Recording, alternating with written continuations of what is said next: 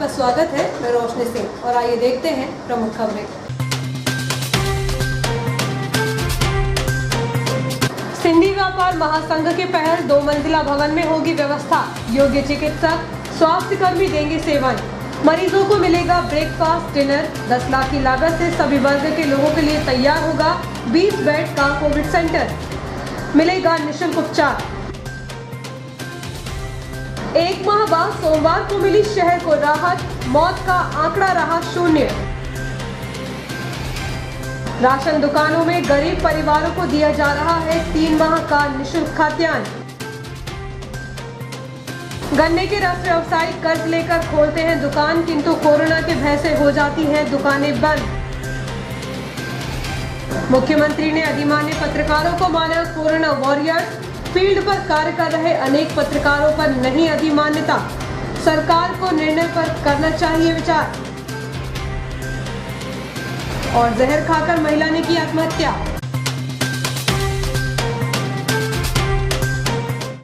अब खबरें विस्तार से। कहते हैं यदि हम किसी की कोई सहायता कर सकते हैं तो जरूर करनी चाहिए। हमें एक दूसरे की सहायता के लिए ही बनाया गया है।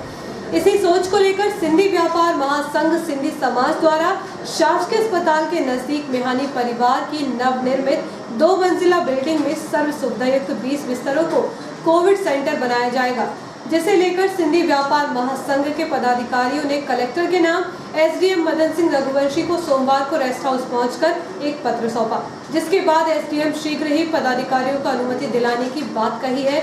वहीं समाज सेवियों एवं व्यापारियों द्वारा सहयोग के लिए हाथ बढ़ाए जा रहे हैं। सिंधी व्यापार महासंघ सिंधी समाज का ऐतिहासिक निर्णय सामने आया है। कोरोना महामारी के चलते यह महासंघ स्वयं के खर्चे पर सर्व सुविधायुक्त 20 बेड का निःशुल्क कोविड सेंटर शुरू करने जा रहा है। अनुमान लगाया जा रहा है कि कोविड सेंटर की व्यवस्थाओं में लगभग 8 से 10 लाख रुपए खर्च होगा। सर्व सुविधा युक्त बनने वाले इस कोविड सेंटर में कोरोना संक्रमित मरीजों का निःशुल्क इलाज होगा। सिंधी व्यापार महासंघ द्वारा दिए जाने वाला यह सहयोग संभवतः नर्मदांचल के किसी भी व्यापारी महासंघ के द्वारा दिया गया कोरोना काल का यह सबसे बड़ा सहयोग होगा। इस अवसर पर सिंधी व्यापार महासंघ के संरक्षक धर्मदास मेहानी, अध्यक्ष राहुल चैलानी, सचिव विक्रम बिजलानी, कोषाध्यक्ष महेश वलेचानी, प्रवक्ता अनिल मेहानी, उपाध्यक्ष कन्हैया सोनू गुरियानी, ओम सोनी, नरेश गंगलानी, सह कोषाध्यक्ष मनीष वसानी, सह सचिव निखिल देवानी, महामंत्री अनिल वसानी, विनोद लालवानी, संगठन मंत्री दयाल लालवानी, संजय मेहानी उपस्थित थे। कोरोना संक्रमितों की देखभाल के लिए योग्य चिकित्सक, पैरामेडिकल स्टाफ, नर्सेस, सफाई कर्मी, 20 सर्व सुविधायुक्त बेड, ऑक्सीजन सिलेंडर, दवाइयां, pulse oximeter, nebuliser machine, thermal scanner, breakfast, lunch, dinner, सुबह शाम 4, बिस्किट के पैकेट, पैक्ड ड्रिंकिंग वाटर, पंखे, कूलर, व्हीलचेयर, स्ट्रेचर, मरीजों के मनोरंजन के लिए मोटिवेशनल स्पीकर के साथ केबल टीवी, पारिवारिक माहौल में संक्रमितों की देखभाल के साथ ही अन्य आवश्यक सुविधा निःशुल्क प्रदान की जाएगी, जिसका पूरा खर्चा सिंधी व्यापार महासंघ सिंधी समाज वहन करेगा। नमस्कार, मेरा नाम है राहुल चेलानी। मैं इटारसी मध्य प्रदेश का रहवासी हूँ, पेशे से एक्टर हूँ, साथ में बिजनेसमैन भी हूँ। हमने विगत 10-12 दिन पहले एक हमारा युवाओं का संगठन बनाया, सिंधी व्यापार महासंघ। लगभग हर सिंधी व्यापारी होता है, तो हमने सिंधी व्यापार महासंघ बनाया और संघ का बनाने का उद्देश्य था कि हम ज़्यादा से ज़्यादा लोगों की सेवा कर पाएं और व्यापारियों के हित की बात कर पाएं। रिसेंटली हमने इटारसी अपने होम टाउन के लिए, बीमारी पूरे हिंदुस्तान में फैली हुई है, सरकार की जो व्यवस्थाएं हैं वो कहीं ना कहीं अपना काम कर रही हैं, लेकिन जहां व्यवस्था 10 की है वहां 15 लोग पहुंच रहे हैं तो 5 लोग परेशान हो रहे हैं। हमने एक छोटी सी पहल की है, 20 बिस्तर का कोविड सेंटर चालू करने का हम युवाओं ने प्रण किया और हमने आज स्थानीय एसडीएम साहब को ज्ञापन दिया कि कलेक्टर साहब से इसकी अनुमति दी जाए तो हम कोविड सेंटर चालू करें। सरकार से हमने सिर्फ ये मांग करी है कि हमें ऑक्सीजन आप उपलब्ध करवाइएगा, जो ऑक्सीजन में खर्च होगा वो हम लोग करेंगे। हम ये सारी व्यवस्थाएं जो कर रहे हैं, 20 बेड का जो हमने कोविड सेंटर मांगा है उसकी पूरी व्यवस्थाएं, जो भी खर्चा होगा, तकरीबन 8 से 10 लाख रुपए का एस्टीमेट है, स्टार्टिंग जो खर्चा होगा वो सिंधी व्यापार महासंघ करेगा। मैं अनुरोध करता हूं सम्मानीय कलेक्टर साहब से और यहाँ सभी लोगों से कि इस पहल में हमारा साथ दें, आगे आए और हमारे शहर को, अगर हर शहर में ये व्यवस्था होती है तो मैं कहता हूं कि कहीं ना कहीं इस बीमारी से हम आराम से लड़ पाएंगे। आप सभी से अनुरोध करूंगा, आप सभी का प्यार, आशीर्वाद और मोहब्बत बनी रहे।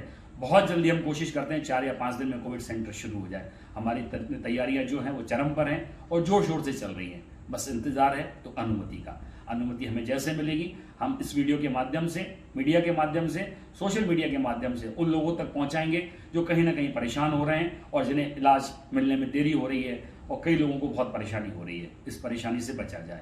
पूर्णतः निःशुल्क बहुत जल्दी चालू होगा 20 बेड का कोविड सेंटर इटारसी मध्य प्रदेश। क्षेत्रीय विधायक डॉक्टर शीतल शर्मा के परिजनों की ओर से डॉक्टर श्यामा प्रसाद मुखर्जी शासकीय चिकित्सालय के अधीक्षक R.K. चौधरी को कोरोना मरीजों के उपचार के दौरान लगने वाली सामग्री प्रदान की गई।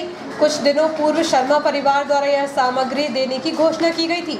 सामग्री में pulse oximeter, thermal scanner, glucometer, N95 mask, surgical mask, gloves, nebuliser, steam machine, face shield, PPE kit, oxygen flowmeter जैसी प्रमुख सामग्री शामिल है। इस संबंध में विधायक डॉक्टर शीतल शर्मा ने बताया कि आधी सामग्री शासकीय अस्पताल में है और आधी कोविड केयर सेंटर पवारखेड़ा में उपयोग की जाएगी। विधायक श्री शर्मा ने कोविड केयर सेंटर पवारखेड़ा का भी निरीक्षण किया। यहाँ वर्तमान में 35 मरीज भर्ती हैं। यह 100 बिस्तरों का कोविड देखभाल केंद्र है जिसमें 8 ऑक्सीजन युक्त पलंग है। पुलिस चौकी, नगर पालिका की help desk, doctors, paramedical staff मौजूद है।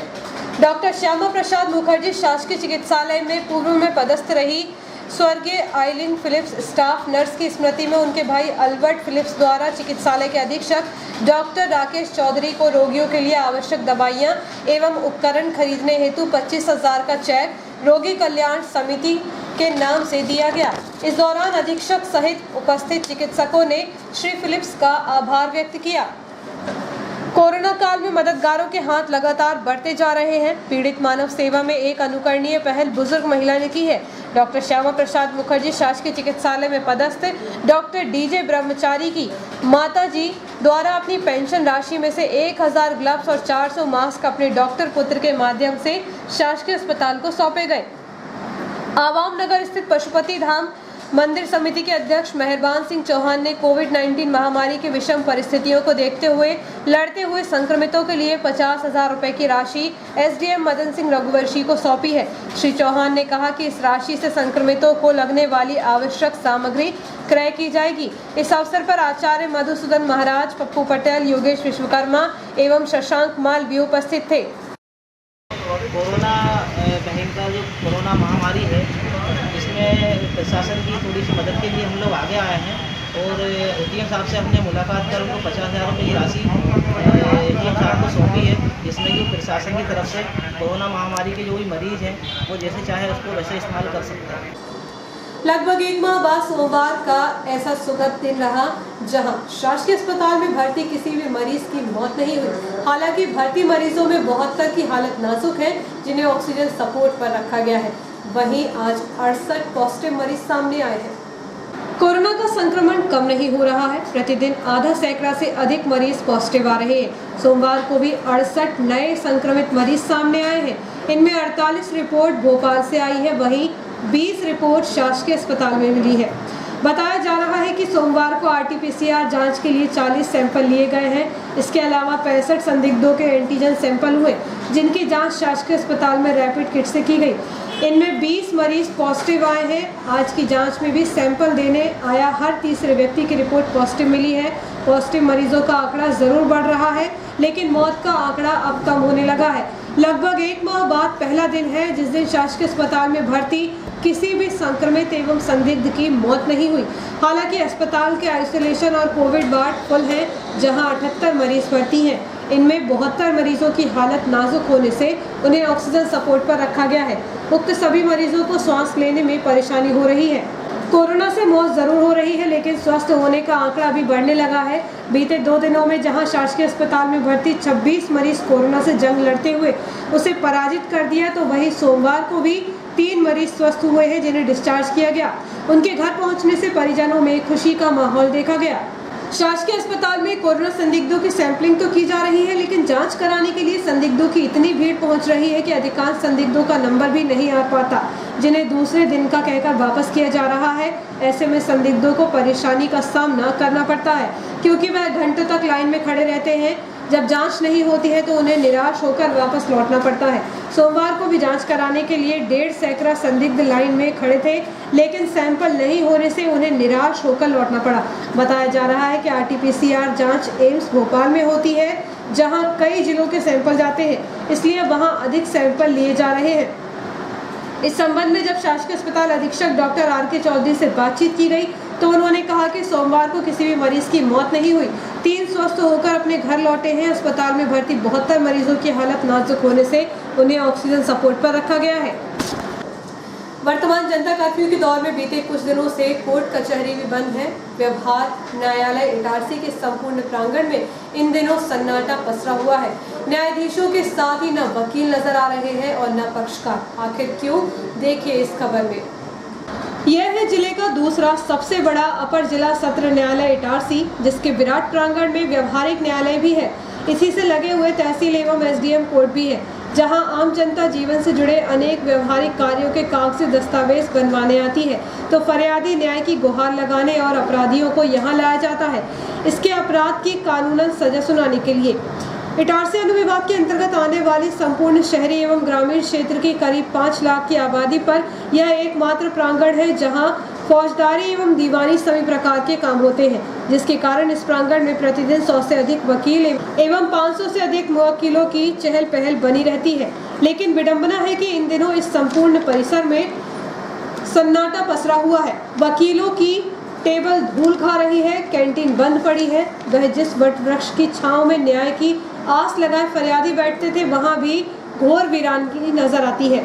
चूंकि इस कानून के मंदिरों में भी कोरोना रूपी अदृश्य आसुरी शक्ति ने ऐसा भयावह माहौल बना रखा है कि कोई यहाँ आने को तैयार नहीं है। कोरोना रूपी राक्षस ने कुछ न्यायाधीश और कुछ अधिवक्ताओं को भी अपनी चपेट में ले रखा है, तो कुछ को यम के द्वार भी पहुंचा दिया है। इसलिए प्रदेश के उच्च न्यायालय ने आगामी 15 मई तक सभी न्यायालयों को बंद रखने के आदेश दिए हैं। जो जरूरी काम है वे एसडीएम कोर्ट में हो रहे हैं, वह भी दोपहर 2 बजे से शाम 5 बजे तक। इन सब कारणों से इटारसी अनुविभाग के इस विराट कोर्ट कचहरी प्रांगण में सन्नाटा पसरा हुआ है। इस सन्नाटे में सनसनी कब आएगी कहा नहीं जा सकता, क्योंकि अभी तो कोरोना ने अपनी डरावनी सनसनी फैला रखी है, जिसे दूर करने में बड़े बड़े योद्धा भी नाकाम नजर आ रहे हैं। मुख्यमंत्री ने घोषणा करते हुए अधिमान्य पत्रकारों को कोरोना वॉरियर्स के रूप में मानते हुए कोरोना से मौत होने पर 50 लाख की सहायता की घोषणा की। घोषणा तो स्वागत योग्य है, लेकिन इसमें बड़ी विसंगति यह है कि मुख्यमंत्री को गैर अधिमान्य पत्रकार जो फील्ड वर्क कर रहे हैं उन्हें भी शामिल किया जाना चाहिए। यह मांग जिला पत्रकार संघ और रेवांचल पत्रकार संघ ने की है।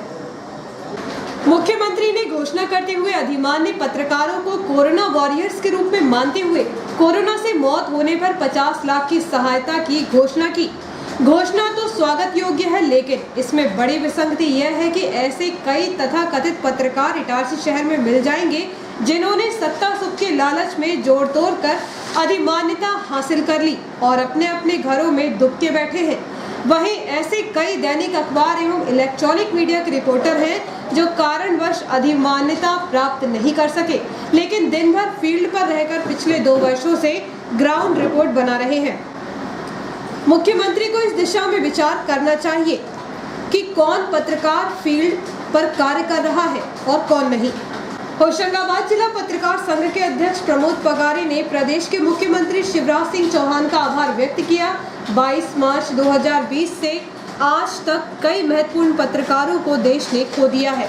नर्मदांचल के पत्रकार रात दिन परिवार की चिंता किए बिना, चाहे प्रिंट मीडिया अथवा इलेक्ट्रॉनिक मीडिया हो, कोरोना कवरेज में लगे रहते हैं। पत्रकार खासकर युवा पीढ़ी कार्य कर रही है।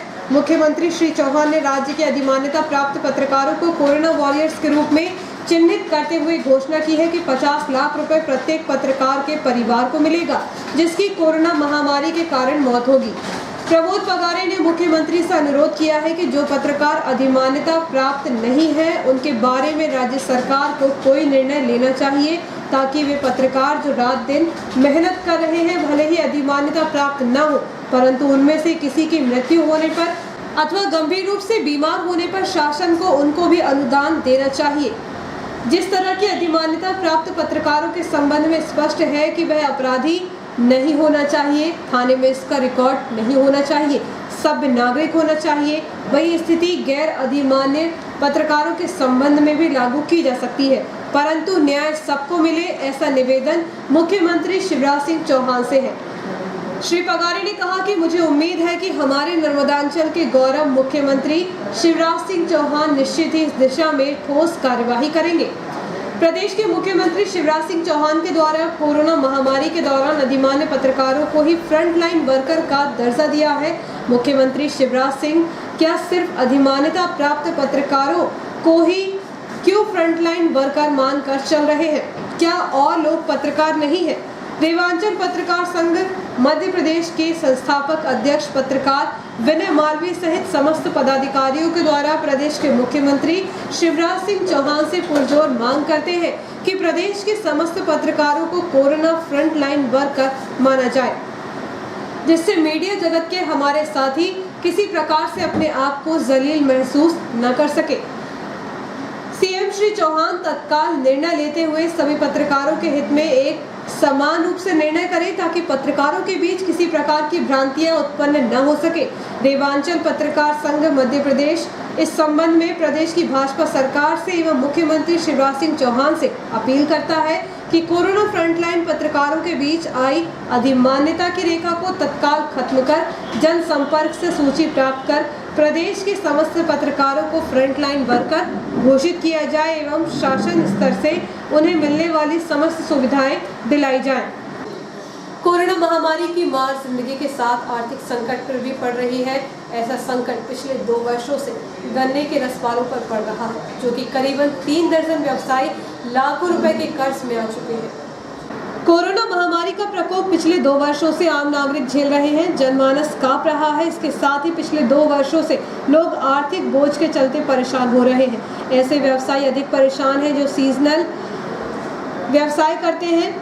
इसमें से एक गन्ने का रस का व्यवसाय करने वाले जो गर्मी में अपनी दुकान खोलकर चंद रुपयों की आस लेकर दुकान खोलने के आरंभ में ही करीबन 1 लाख रुपए तक खर्च कर देते हैं। शहर में करीबन 3 दर्जन ऐसे व्यवसायी हैं जो पिछले 15 से 20 वर्षों से गन्ने रस की दुकान चला रहे हैं। पिछले वर्ष भी दुकान खुलने के साथ लॉकडाउन में दुकानें बंद हो गई थी। इस तरह इस वर्ष भी मुश्किल से 10 से 12 दिन ही दुकानें खोल पाए हैं और जनता कर्फ्यू की चपेट में आ गए। इस संबंध में मनीष गौर का कहना था कि 2 पैसे कमाने की आस में हम गन्ने का रस का व्यवसाय करते हैं। दुकान खोलने से पहले यहाँ वहाँ से कर्ज कर अपनी दुकान आरंभ करते हैं, जो कि पिछले 2 वर्षों से हमारा बुरा हाल है। व्यवसाय के लिए पैसे तो लगा देते हैं, किंतु आरंभ होने के साथ हमारे व्यवसाय पर कोरोना की गाज गिर जाती है। श्री गौर शासन प्रशासन से आस की उम्मीद लगाए बैठे हैं। महर्षि वाल्मीकि फल सब्जी बाजार इटारसी में फुटकर बिक्री पर प्रतिबंध लगाते ही फल सब्जी के दामों में बढ़ोतरी होने लगी है, चूंकि थोक विक्रेताओं ने यहां माल की आवक कम कर दी है। जनता कर्फ्यू के इस दौर में भी फल सब्जी को खान पान की आवश्यक वस्तु मानते हुए इसके बाजार को सुबह से दोपहर तक खोलने की छूट दी गई थी, लेकिन इस दौरान यहां लगने वाली भारी भीड़ के कारण शासन ने मंडी में फुटकर बिक्री पर पाबंदी लगा दी और जो इस पाबंदी का उल्लंघन कर रहा है उस पर कड़ी कार्रवाई भी की जा रही है। इसके कारण अब मंडी में फल सब्जी की आवक भी कम हो गई है, क्योंकि अनेक फुटकर फल सब्जी विक्रेता घर बैठ गए हैं। कुछ फेरी लगाकर जरूर फल सब्जी बेच रहे हैं, लेकिन उन्हें भी थोक विक्रेताओं से महंगा माल मिल रहा है, तो उन्होंने भी दाम बढ़ा दिए हैं। 15 रुपए किलो के आसपास बिकने वाली आलू प्याज 25 रुपए किलो हो गए हैं। वहीं फलों में आम और अंगूर 100 रुपए किलो तक बिक रहा है। मंडी प्रांगण के बाहर एमजीएम कॉलेज रोड पर खड़े कुछ फल सब्जी विक्रेताओं से चर्चा की गई, तो उन्होंने बताया कि शासन अगर ऐसे ही सख्त रहा तो अगले कुछ दिनों में फल सब्जी के रेट और अधिक बढ़ जाएंगे। इस प्रकार महर्षि वाल्मीकि फल सब्जी बाजार इटारसी में फुटकर बिक्री पर प्रतिबंध लगाते ही फल सब्जी के दामों में बढ़ोतरी होने लगी है, चूँकि थोक विक्रेताओं ने यहां माल की आवक कम कर दी है। सर प्याज और आलू 20 रुपए किलो फुटकर बिक रहा है। मंडियों में बहुत तेज आई ये प्याज माल आ नहीं पा रहा लॉकडाउन की वजह से। प्याज का थोक का रेट है 16 से 17 रुपए के बीच में। हाँ 20 से 25 रुपए किलो बिक रहा है। अच्छा, और आलू 14 रुपए थोक का रेट है, तो वो 15 से 16 रुपए पड़ता है, तो वो 20 रुपए फुटकर ही बिक रहा है। तो दोनों 20-20 जा रहे हैं। ये क्यों एकदम से क्या हुआ, ये क्यों बढ़ गया रेट? ये सर लॉकडाउन की वजह से माल आवक हो नहीं रही, माल आ नहीं पा रहा है। अच्छा, इधर से आ रहा है तो उधर से माल महंगे उठ के आ रहा है। अंगूर चल रहा है 80 रुपए किलो, केला चल रहा है 40 रुपए 30 रुपए दर्जन। माल क्या कम आने के कारण असल में माल महंगा बिक रहा है। नहीं तो डर के मारे वहाँ पे बाज़ारों में देखो ना, गाड़ी सबको मारा पीटी कर रहे हैं, ठेले वालों को, तो डर के मारे है ना व्यापारी लोग भी कम माल बुला रहे हैं। जहरीला पदार्थ खाने से एक महिला की उपचार के दौरान मौत हो गई। परिजनों द्वारा उसे उपचार के लिए शासकीय अस्पताल में भर्ती किया गया था। आदिवासी विकासखंड केसला के अंतर्गत आने वाले ग्राम छींदापानी निवासी 23 वर्षीय बिस्तौरी बाई पत्नी ओम प्रकाश चौहान ने रविवार को दोपहर के समय जहरीले पदार्थ का सेवन कर लिया। घटना के बाद परिजनों को तब जानकारी हुई जब उसकी हालत नाजुक हो गई, जिसे उपचार के लिए तुरंत शासकीय अस्पताल पहुंचाया गया, लेकिन महिला की हालत गंभीर होने से उपचार के दौरान मौत हो गई। महिला ने जहर क्यों खाया, इसका खुलासा पुलिस द्वारा विवेचना के बाद ही हो सकेगा। पुलिस ने इस मामले में मर्ग कायम कर जाँच शुरू कर दी है। हॉकी होशंगाबाद भी कोविड-19 के मरीजों की मदद के लिए आगे आया है। मंगलवार से बाकायदा वर्धमान कैंपस में हेल्प डेस्क काम करना प्रारंभ कर देगी। आज हॉकी संघ की बैठक में हेल्प डेस्क का निर्णय लिया गया। इस अवसर पर हॉकी होशंगाबाद के सचिव कन्हैया गुरियानी, कोषाध्यक्ष सर्वजीत सिंह सैनी, कार्यकारी अध्यक्ष शिरीष कोठारी, जयराज सिंह भानु, आशीष शर्मा, मनीष कोलते, रितेश श्रीवास, हिमांशु अग्रवाल, बाबू, निशांत ऑगस्टीन, विधि पचौरी, रवि हरद्वा, शफीक कुरैशी सहित संघ के अन्य सदस्य मौजूद थे। बैठक में सारी व्यवस्थाएं कोविड गाइडलाइन के मुताबिक की गई थी। मंगलवार से वर्धमान कैंपस में एक हेल्प डेस्क काम करना शुरू कर देगी।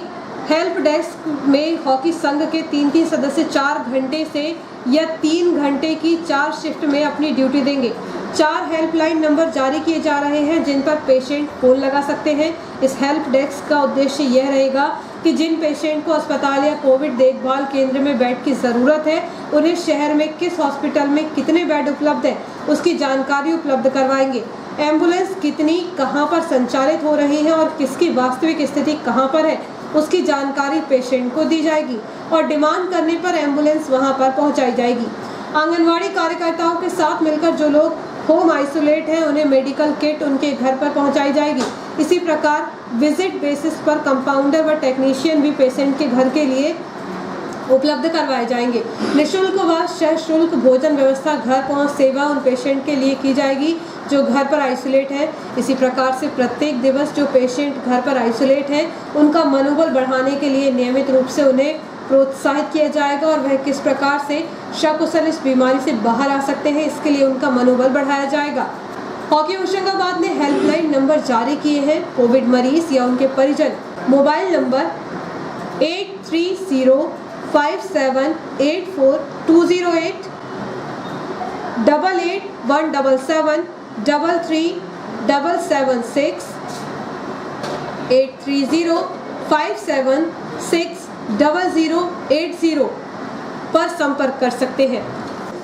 कोरोना संक्रमण के प्रकोप को देखते हुए शासन द्वारा गरीबों के लिए 3 माह का निःशुल्क खाद्यान्न आवंटित कर दिया गया है ताकि कोरोना काल में गरीबों को भूखा नहीं रहना पड़े। शहर में 1 साल से अधिक का समय बीत जाने के बाद भी कोरोना का संक्रमण चारों ओर तेज गति से फैलता ही जा रहा है। इस संक्रमण का सबसे ज्यादा विपरीत प्रभाव निचले तबके के गरीब परिवारों पर पड़ रहा है। मध्य प्रदेश शासन द्वारा ऐसे गरीब परिवारों के लिए अप्रैल, मई एवं जून माह का राशन दिए जाने की सभी राशन दुकानों में व्यवस्था कराई गई है, जहां से इन बीपीएल एवं अंत्योदय कार्डधारी परिवारों को खाद्यान्न का वितरण किया जा रहा है। हालांकि कहीं कहीं राशन दुकानों में एजेंट की हठधर्मिता से हितग्राही को परेशान होने की जानकारी सूत्रों से प्राप्त हो रही है, लेकिन देखने में आ रहा है कि भर दोपहर में शहर के अनेक स्थानों में संचालित राशन दुकानों में पहुंचने वाले हितग्राहियों को शासन द्वारा निर्धारित किए नियमों का पालन करते हुए निःशुल्क रूप से खाद्यान्न का वितरण कराए जाने की व्यवस्था की गई है। वक्त एक छोटे से ब्रेक का, आप देखते रहिए जियो हैप्पी न्यूज।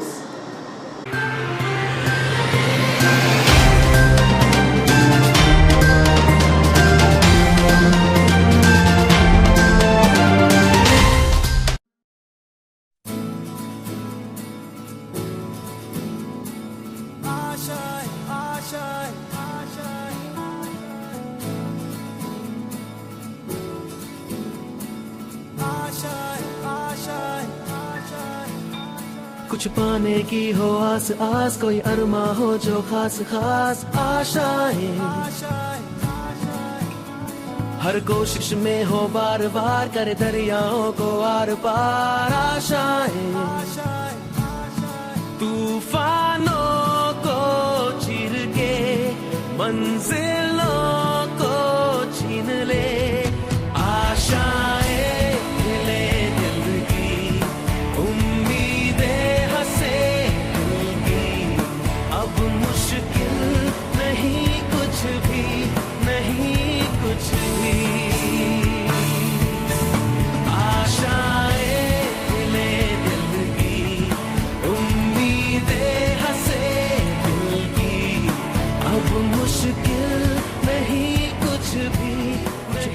की हो आस आस, कोई अरमा हो जो खास खास आशाएं, हर कोशिश में हो बार बार, करे दरियाओं को आर पार आशाएं, तूफानों को चीर के मंजिलों को।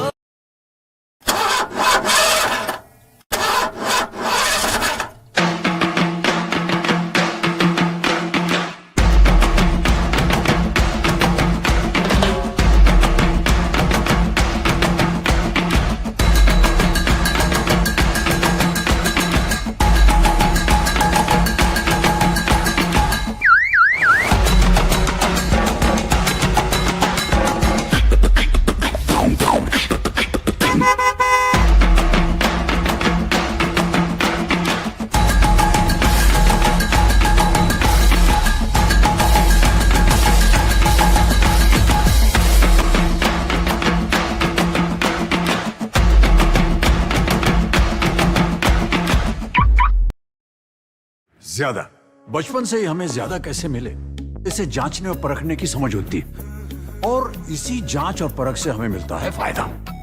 ज्यादा स्टोरेज का फायदा, ज्यादा कन्वीनियंस का फायदा, ज्यादा कंफर्ट का फायदा, ज्यादा स्पेस का फायदा, ज्यादा माइलेज का फायदा। अब तक 10 लाख से भी ज्यादा परिवारों ने ये सारे फायदे पाए हैं। तो आइए आप भी जांचिए, परखिए और फायदा पाइए। टीवीएस जुपिटर, ज्यादा का फायदा। तो आज ही विजिट करें ताज टीवीएस शोरूम, नागपुर रोड, पुराने इटारसी। फोन नंबर 266282 और मोबाइल नंबर 80691 39213 और दूसरा मोबाइल नंबर 9425 39583। आपका विश्वसनीय चंचल ज्वेलर्स अब नए शोरूम में गोल्ड प्लेटेड आभूषणों एवं नए डायमंड ज्वेलरी के साथ 1 ग्राम और 2 ग्राम वाली सोने की 4 चूड़ियां एवं कंगन, 1 ग्राम और 2 ग्राम वाला सोने का मंगलसूत्र, हार, करदौना, चैन, झुमके, बाजूबंद और सभी प्रकार के गहने, डायमंड सेट एवं एंटिक ज्वेलरी और फैंसी ज्वेलरी का अनुपम संग्रह।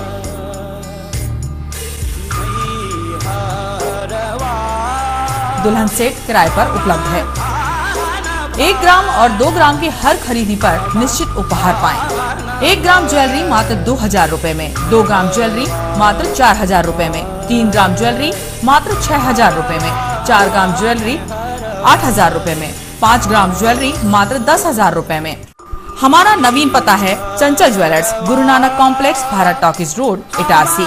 मोबाइल 09893054377। अब साधारण पानी और आम वाटर फिल्टर से अपने स्वास्थ्य को खतरे में न डालें। फ्रेस्को इंट्रोड्यूस करते हैं लेटेस्ट टेक्नोलॉजी पर आधारित क्लीन, क्लियर और pure water solution RO, reverse osmosis water treatment system, साधारण और यूवी वाटर प्यूरिफायर केवल पानी को पार्टली ही क्लीन कर पाते हैं, जबकि आरओ रिवर्स ऑस्मोसिस एक जटिल बायोलॉजी प्रक्रिया है जो देती है clean and safe drinking water, जो हैवी सॉल्ट और हानिकारक मिनरल्स को दूर कर पानी का स्वाद बढ़ाते हैं।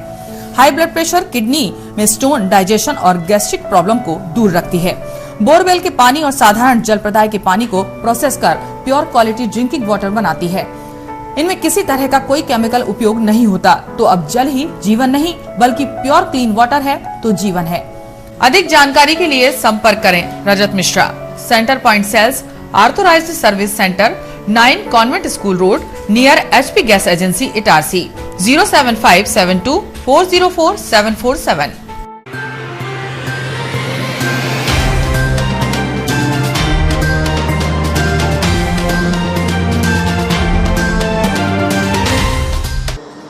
ब्रेक के बाद समाचारों में आपका पुनः स्वागत है। आरपीएफ इटारसी ने फरार वारंटी को गिरफ्तार किया है। वह 1 वर्ष से फरार था, जिसकी तलाश की जा रही थी। आरपीएफ द्वारा यात्रियों की सुरक्षा के साथ रेल संपत्ति की भी सुरक्षा को लेकर अपनी जिम्मेदारियां बखूबी निभाई जा रही हैं। ऐसे ही 1 वर्ष पूर्व भोपाल निवासी 18 वर्षीय रियाज बेग नामक आरोपी के खिलाफ रेल अधिनियम 137, 144 के तहत कार्रवाई की गई थी। वह 1 वर्ष से फरार था, जिसे गिरफ्तार करने में सफलता हासिल की गई। आरपीएफ थाना प्रभारी देवेंद्र कुमार के अनुसार रेलवे न्यायालय द्वारा आरोपी का गिरफ्तारी वारंट जारी किया गया था, जिसकी सरगर्मी से तलाश कर उसे गिरफ्तार कर रेलवे न्यायालय में पेश किया गया। शहर की कृषि उपज मंडी में लगभग 25 सालों से पदस्थ सहायक उप निरीक्षक मोरियल थॉमस का कोविड संक्रमण से उपचार के दौरान मौत हो गई। न्यू ग्रेन मर्चेंट एसोसिएशन द्वारा उन्हें श्रद्धांजलि दी गई। शहर की कृषि उपज मंडी में लगभग 25 सालों से पदस्थ सहायक उप निरीक्षक मोरियल थॉमस का कोविड संक्रमण के उपचार के दौरान निधन हो गया है। न्यू ग्रेन मर्चेंट एसोसिएशन के पदाधिकारियों द्वारा मंडी के एएसआई श्री थॉमस के दुखद निधन पर श्रद्धांजलि दी गई है।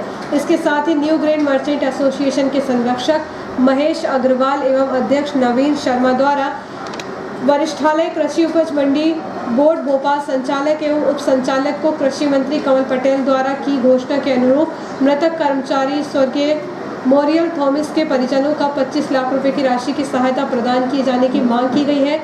मंडी के सहायक उप निरीक्षक थॉमस के निधन से मंडी के व्यापारियों में शोक व्याप्त है। कोरोना के बढ़ते संक्रमण से एक बार फिर मुंबई एवं अन्य महानगरों में काम करने के लिए पहुंचे उत्तर भारतीय श्रमिकों के पलायन का दौर जारी है। इसलिए जाने वाली ट्रेनों में यात्रियों की ठसाठस भीड़ है, तो वहीं आने वाली सभी ट्रेनें खाली आ रही हैं। श्रमिकों की सुविधा के लिए रेलवे ट्रेनों की संख्या भी बढ़ा दी गई है। 1 वर्ष पूर्व कोरोना लॉकडाउन के चलते जहां महानगरों में काम करने वाले श्रमिकों को घर पहुंचने के लिए रेलवे ने निःशुल्क श्रमिक स्पेशल ट्रेनें शुरू की थी, वहीं 1 वर्ष बाद पुनरावृत्ति हो रही है। हालांकि इस बार श्रमिकों को स्पेशल किराया देना पड़ रहा है। कोरोना के बढ़ते संक्रमण से श्रमिकों को लॉकडाउन का भय सताने लगा है।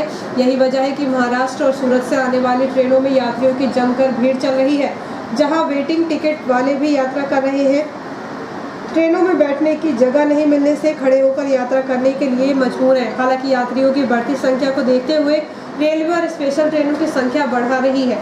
इनमें हैदराबाद गोरखपुर के लिए रेलवे 7 मई से ट्रेन प्रारंभ कर रही है। यह ट्रेन 4 ट्रिप ही चलेगी। इधर उत्तर भारत से आने वाली ट्रेनें पूरी खाली आ रही हैं, जिनमें गिने चुने यात्री ही होते हैं। खासतौर से बिहार और इलाहाबाद की ओर से आने वाली सभी ट्रेनों के यही हालात है, जिन्हें देखकर ऐसा लगता है कि जैसे रेलवे सिर्फ श्रमिकों को उनके घर पहुंचाने के लिए ही ट्रेनें चला रही है, क्योंकि सामान्य यात्रियों की भीड़ रेलवे जंक्शन को भी नहीं दिखती। रेस्ट हाउस परिसर में कुछ वर्षों पूर्व किए गए पौधरोपण के बाद अब यह पौधे बड़े हो गए हैं। अब उनकी छांव शीतलता प्रदान करने लगी है। पर्यावरण को साफ सुथरा रखने समय समय पर पौधरोपण किया जाता है। कुछ समय पूर्व शहर के रेस्ट हाउस परिसर में लगभग 100 से अधिक विभिन्न प्रजातियों के पौधों को लगाया गया था।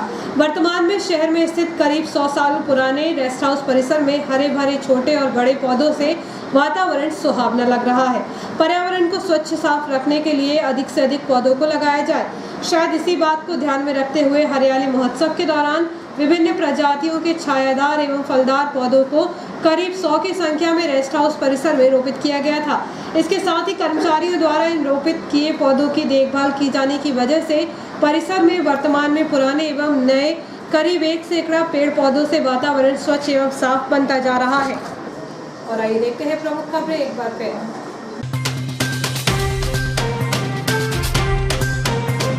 सिंधी व्यापार महासंघ के पहल 2 मंजिला भवन में होगी व्यवस्था। योग्य चिकित्सक स्वास्थ्य कर्मी देंगे सेवाएं।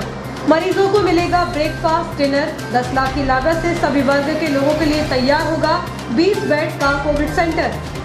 मिलेगा निःशुल्क उपचार। 1 माह बाद सोमवार को मिली शहर को राहत। मौत का आंकड़ा रहा 0। राशन दुकानों में गरीब परिवारों को दिया जा रहा है 3 माह का निःशुल्क खाद्यान्न।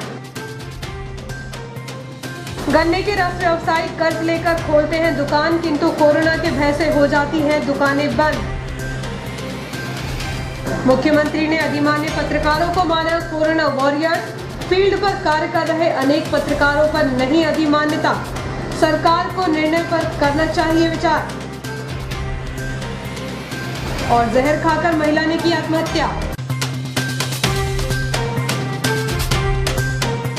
इस बुलेटिन में इतना ही। आगे दीजिए। नमस्कार।